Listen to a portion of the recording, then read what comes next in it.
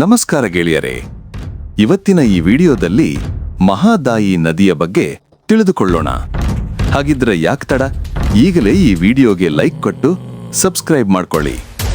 ಪಶ್ಚಿಮ ಘಟ್ಟಗಳ ಮಂಜಿನ ನಡುವೆ ಕಲ್ಲಿನ ಮೇಲೆ ಬಿದ್ದ ಒಂದು ಮಳೆಬಿಲ್ಲಿನ ಹನಿ ಅಲ್ಲಿಂದಲೇ ಆರಂಭವಾಗುತ್ತದೆ. ಗೋವಾ ಮತ್ತು ಕರ್ನಾಟಕದ ಸಾವಿರಾರು ಜನರ ಬದುಕನ್ನು ತೀರ್ಮಾನಿಸಿದ ಮಹಾದಾಯಿ ನದಿಯ ಕಥೆ. ಇದು ಕೇವಲ ನದಿ ಕಥೆ ಅಲ್ಲ, ಪ್ರಕೃತಿ, ರಾಜಕೀಯ, ಜನಜೀವನ ಈ ಮೂರು ಸೇರಿಕೊಂಡಾಗ ಏನಾಗುತ್ತೆ ಎಂಬುದರ ಜೀವಂತ ಉದಾಹರಣೆ.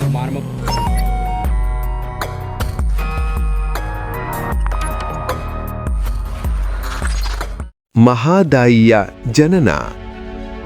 ಮಹಾದಾಯಿ ಹುಟ್ಟಿದ್ದು ಕರ್ನಾಟಕದ ಪಶ್ಚಿಮ ಘಟ್ಟಗಳಲ್ಲಿ ಖಾನಾಪುರ ಭೀಮಾನಗರ ಅರಣ್ಯ ಪ್ರದೇಶದಲ್ಲಿ. ಮೊದಲು ಅವಳು ಕೇವಲ ಪುಟ್ಟ ಹೊಳೆ, ಮೃದುವಾದ ಹರಿವು. ಆದರೆ ಆಕೆಯಲ್ಲಿತ್ತು ಅಪಾರ ಶಕ್ತಿ. ಘಟ್ಟಗಳ ಕಲ್ಲು, ಮಣ್ಣು, ಮಳೆ ಎಲ್ಲವನ್ನೂ ತನ್ನೊಳಗೆ ಸೇರಿಸಿಕೊಂಡು ಮಹಾದಾಯಿ ದೊಡ್ಡ ನದಿಯಾಗುತ್ತಾ ಮುಂದುವರಿದಳು. ಗ್ರಾಮಗಳಿಗೆ ಜೀವ ತುಂಬುವ ನದಿ. ಮಹದಾಯಿ ಘಟ್ಟಗಳಿಂದ ಗ್ರಾಮಗಳತ್ತ ಬಂದಾಗ ಬತ್ತಿಹೋದ ಹೊಲಗಳಿಗೆ ಪುನರ್ಜೀವ ಬಂದಿತು. ರೈತರು ಆಕೆಯನ್ನು ತಾಯಿ ಎನ್ನುವವರೇ ಹೆಚ್ಚು. ಮಹದಾಯಿಯ ನೀರಿನಿಂದ ಅಕ್ಕಿ ಹೊಲಗಳಿಗೆ ನೈಋತ್ಯ, ತೊಗರಿ, ಕಡಲೆ, ಮೆಕ್ಕೆಗೆ ಶಕ್ತಿ, ಪಶುಸಂಗೋಪನೆಗೆ ನೀರಿನ ಭರವಸೆ, ಹಳ್ಳಿಗಳಿಗೆ ಬದುಕಿನ ಬೆಳಕು. ಮಹದಾಯಿ ಕೇವಲ ನದಿಯಲ್ಲ, ಗ್ರಾಮಗಳ ಆರ್ಥಿಕತೆ, ಆಹಾರ ಮತ್ತು ಆಶಯ ಮೂಲ. ಆದರೆ ಮಹದಾಯಿ ನದಿಯ ಮೇಲೆ ಶುರುವಾಯಿತು ಗದ್ದಲ. ಶತಮಾನಗಳ ಕಾಲ ಶಾಂತವಾಗಿ ಹರಿದ ನದಿ ಒಂದು ದಿನ ವಿವಾದದ ಕೇಂದ್ರವಾಗಿ ಮಾರ್ಪಟ್ಟಿತು. ನೀರಿನ ಹಕ್ಕು ಯಾರದು? ಕರ್ನಾಟಕದ, ಗೋವಾದ ಅಥವಾ ಮಹಾರಾಷ್ಟ್ರದ? ಜನಪ್ರತಿನಿಧಿಗಳು ಬದಲಾಗಿದ್ರು, ಸರ್ಕಾರಗಳು ಬದಲಾದ್ರು, ವಿವಾದ ಮುಂದುವರೆದೇ ಬಂತು.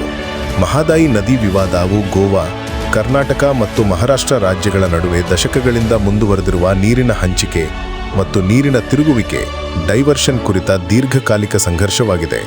ಈ ವಿವಾದದ ಮೂಲದಲ್ಲಿ ಕರ್ನಾಟಕವು ಮಹದಾಯಿ ನದಿಯ ಕೆಲವು ಭಾಗದ ನೀರನ್ನು ತನ್ನ ಉತ್ತರ ಕರ್ನಾಟಕದ ಬರಪೀಡಿತ ಜಿಲ್ಲೆಗಳ ಕುಡಿಯುವ ನೀರು ಮತ್ತು ನೀರಾವರಿ ಅಗತ್ಯಗಳಿಗೆ ಮಲಪ್ರಭಾ ನದಿ ತೊರೆಗೆ ತಿರುಗಿಸುವ ಯೋಜನೆ ಇದೆ. ವಿವಾದದ ಸಾಮಾನ್ಯ ಅವಲೋಕನ. ಮಹದಾಯಿ ಗೋವಾದಲ್ಲಿ ಮಂದೋವಿ ನದಿ ಕರ್ನಾಟಕದ ಪಶ್ಚಿಮ ಘಟ್ಟಗಳಲ್ಲಿ ಹುಟ್ಟಿ ಕೆಲವು ಕಿಲೋಮೀಟರ್ ಮಹಾರಾಷ್ಟ್ರದ ಮೂಲಕ ಹರಿದು ಬಹುಪಾಲು ಗೋವಾದ ಮೂಲಕ ಸಾಗುತ್ತದೆ ಮತ್ತು ಅಂತಿಮವಾಗಿ ಅರಬ್ಬಿ ಸಮುದ್ರಕ್ಕೆ ಸೇರುತ್ತದೆ. ಗೋವಾದ ಕುಡಿಯುವ ನೀರಿನ ಅಗತ್ಯ, ಸಂವೇದನಾಶೀಲ ಪರಿಸರ ವ್ಯವಸ್ಥೆ ಮತ್ತು ಜನಜೀವನಕ್ಕೆ ಈ ನದಿ ಗೋವಾದ ಜೀವನಾಡಿ ಎಂದು ಪರಿಗಣಿಸಿದ್ದು ಕಾರಣವಾಗಿದೆ. ಎರಡು ರಾಜ್ಯಗಳ ನಿಲುವು. ಕರ್ನಾಟಕದ ನಿಲುವು. ಕರ್ನಾಟಕವು ನದಿಯ ಉಪನದಿಗಳಾದ ಕಲಸ ಮತ್ತು ಬಂಡೂರಿ ನಳಗಳಿಂದ ನೀರನ್ನು ಮಲಪ್ರಭಾ ತೊರೆಯಲ್ಲಿ ಚಾನಲ್ ಮಾಡಿ ಬೆಳಗಾವಿ, ಧಾರವಾಡ, ಗದಗ್ ಮತ್ತು ಬಾಗಲಕೋಟೆ ಜಿಲ್ಲೆಗಳ ಕುಡಿಯುವ ನೀರು ಮತ್ತು ಕೃಷಿ ಅಗತ್ಯಗಳನ್ನು ಪೂರೈಸುವ ಯೋಜನೆ ಹೊಂದಿದೆ. ಈ ಪ್ರದೇಶ ದೀರ್ಘಕಾಲದಿಂದ ನೀರಿನ ಕೊರತೆಯಿಂದ ಬಳಲುತ್ತಿದೆ. ಗೋವಾದ ನಿಲುವು. ಗೋವಾ ಯಾವುದೇ ರೀತಿಯ ನೀರಿನ ತಿರುಗುವಿಕೆಯನ್ನು ಕಠಿಣವಾಗಿ ವಿರೋಧಿಸುತ್ತದೆ.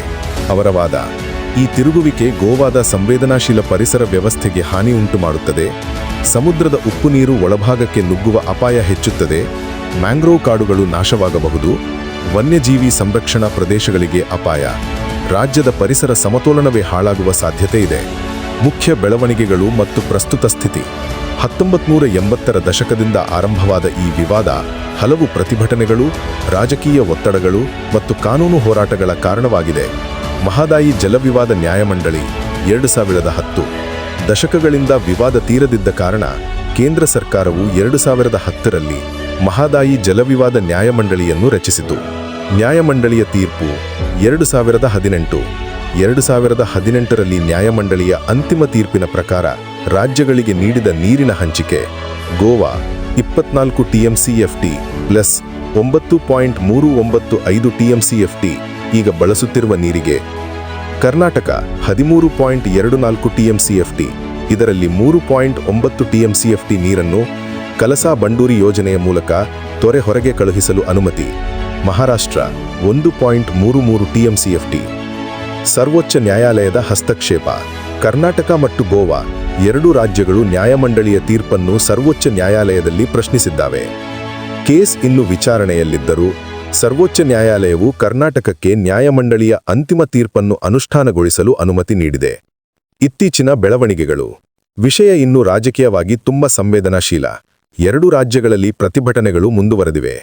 ಪರಿಸರ ಪರಿಣಾಮಗಳ ಕುರಿತ ಇತ್ತೀಚಿನ ವರದಿಗಳು ಸಾರ್ವಜನಿಕ ಚರ್ಚೆಯನ್ನು ಮತ್ತಷ್ಟು ಬಿಸಿ ಮಾಡಿವೆ. 2 ರಾಜ್ಯಗಳು ತಮ್ಮ ಯೋಜನೆಗಳಿಗೆ ಅಗತ್ಯವಾದ ಪರಿಸರ ಅನುಮತಿಗಳನ್ನು ಪಡೆಯಲು ರಾಜಕೀಯ ಮತ್ತು ಕಾನೂನು ಪ್ರಯತ್ನ ಮುಂದುವರಿಸುತ್ತಿವೆ. ನೀರು ಹಂಚಿಕೆ ಸಂಬಂಧ ವಿವಾದ ಇನ್ನೂ ಪರಿಹಾರವಾಗದೇ ಇರುವುದರಿಂದ ನ್ಯಾಯಮಂಡಳಿಯ ಅವಧಿಯನ್ನು ಅನೇಕ ಬಾರಿ ವಿಸ್ತರಿಸಲಾಗಿದೆ. ಪ್ರತಿಭಟನೆಗಳು, ರಾಜಕೀಯ ಒತ್ತಡಗಳು, ಕೋರ್ಟ್ ಕೇಸುಗಳು. ಮಹದಾಯಿ ತನ್ನ ಹರಿವನ್ನು ನಿಲ್ಲಿಸದೆ ಮೌನವಾಗಿ ನೋಡುತ್ತಲೇ ಇದ್ದಳು. ಅವಳು ಯಾರನ್ನೂ ಬಿಟ್ಟು ಹೋಗುತ್ತಿರಲಿಲ್ಲ. ಮನುಷ್ಯ ಮಾತ್ರ ಅವಳನ್ನು ಒಡೆಯಲು ಪ್ರಯತ್ನಿಸುತ್ತಿದ್ದ. ಪ್ರಕೃತಿಯ ಮೌನ ಸಂದೇಶ. ರಾತ್ರಿಯ ಚಂದ್ರನ ಬೆಳಕು ನದಿಯ ಮೇಲೆ ಬೀಳುವಾಗ ಮಹದಾಯಿಯ ನೀರು ಮಿನುಗುತ್ತಾ ಮೌನವಾಗಿ ಹೇಳುವಂತೆ ತೋಡುತ್ತದೆ. ನನ್ನನ್ನು ಯಾರೂ ನೀಡುವುದಿಲ್ಲ, ಯಾರೂ ತೆಗೆದುಕೊಂಡು ಹೋಗುವುದಿಲ್ಲ. ನಾನು ಎಲ್ಲರಿಗೂ, ನಾನು ಜೀವಕ್ಕೆ ಹುಟ್ಟಿದೆ, ಜಗಳಕ್ಕೆ ಅಲ್ಲ. ಪ್ರಕೃತಿಯ ಉದ್ದೇಶ ಎಂದು ಹಂಚಿಕೆ, ಸ್ವಾರ್ಥವಲ್ಲ. ಭವಿಷ್ಯದ ಆಶೆ. ವಿವಾದಗಳು ಮುಂದುವರೆದರು. ಮಹದಾಯಿ ತನ್ನ ದಾರಿಯನ್ನು ಬದಲಿಸಿಲ್ಲ. ಅವಳು ಇಂದು ರೈತರ ಹೊಲಕ್ಕೆ ಜೀವ ಕೊಡುತ್ತಾಳೆ, ಗೋವಾಕ್ಕೆ ಚೈತನ್ಯ ನೀಡುತ್ತಾಳೆ, ಕಾಡು ಕಾಣಿಜಾತಿಗಳನ್ನು ಉಳಿಸುತ್ತಾಳೆ, ಜನರಿಗೆ ಆಶೆಯ ನೀರಾಗಿ ಹರಿಯುತ್ತಾಳೆ. ಮಹದಾಯಿಯ ಸಂದೇಶ ಸ್ಪಷ್ಟ. ಪ್ರಕೃತಿಯನ್ನು ನಾವು ಸ್ವಂತಕ್ಕಾಗಿಸಿಕೊಳ್ಳಲಾರದು. ಅವಳನ್ನು ಉಳಿಸಬೇಕು, ಗೌರವಿಸಬೇಕು, ಹಂಚಿಕೊಳ್ಳಬೇಕು. ಮಹದಾಯಿ ಹರಿಯುವವರೆಗೆ ಅವಳ ಜೊತೆ ಸಾಗುವ ನಮ್ಮ ಬದುಕು ಎಂದಿಗೂ ನಿಂತು ಬಿಡುವುದಿಲ್ಲ. ಈ ವಿಡಿಯೋ ನಿಮಗೆ ಇಷ್ಟವಾಗುವಂತೆ ಮಾಹಿತಿಯುಕ್ತವಾಗಿದೆ ಎಂದು ನಾನು ಭಾವಿಸುತ್ತೇನೆ. ನಿಮಗೆ ಇದು ಇಷ್ಟವಾದರೆ ಹೆಚ್ಚಿನ ವಿವರಗಳನ್ನು ತಿಳಿದುಕೊಳ್ಳಲು ಇತರ ವಿಡಿಯೋವನ್ನು ಸಹ ನೋಡಿ. ಮುಂದಿನ ವಿಡಿಯೋದಲ್ಲಿ ಭೇಟಿಯಾಗೋಣ. ಧನ್ಯವಾದಗಳು.